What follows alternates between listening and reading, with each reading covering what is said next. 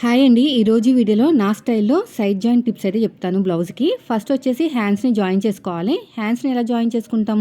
Middle నుంచి నా వైపుకి, తర్వాత ఆపోజిట్‌ల వైపుకి జాయిన్ చేసుకోవాలి. అలా జాయిన్ చేసుకుంటేనే మనకి ఒక వైపుకి లాగేసినట్టు ఉండదనమాట. చూడండి, ఒక వైపు అయిపోయింది కదా! మళ్ళీ రెండో వైపు స్టిచ్ వేసుకోవాలి. ఇదంతా అయిపోయిన తర్వాత మళ్ళీ ఫస్ట్ నుంచి లాస్ట్ వరకు ఇంకో స్టిచ్ వేసుకోవాలన్నమాట. ఇలా చేసుకుంటం వల్ల మనకి హ్యాండ్స్ దగ్గర లాగేయటాలు, ముడతలుగా రావటాలు ఉండవు.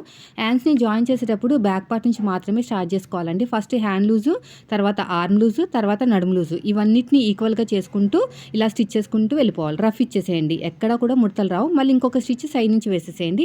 ఆ తర్వాత ఇంకొక స్టిచ్ ఎడ్జ్‌కి ఒక స్టిచ్ వేసేసుకుని ఎగస్ట్రా ఉన్న క్లాత్‌ని కట్ చేసుకున్నామంటే మీకు పర్ఫెక్ట్‌గా సైడ్ జాయింట్ అనేది వస్తుంది. ఈ 1 మినిట్ వీడియోలో మీకు అర్థం కాకపోతే కింద లింక్ ఇస్తానండి. ఫుల్ వీడియో లింక్ ఉంది. అందులో అయితే ప్రతి పాయింట్ కూడా చాలా క్లియర్‌గా, నీట్‌గా ఎక్స్‌ప్లెయిన్ చేశాను. సో మీకు ఇంట్రెస్ట్ ఉన్న వాళ్ళు చూడండి. ఇక్కడ అర్థమైపోతే పర్లేదు.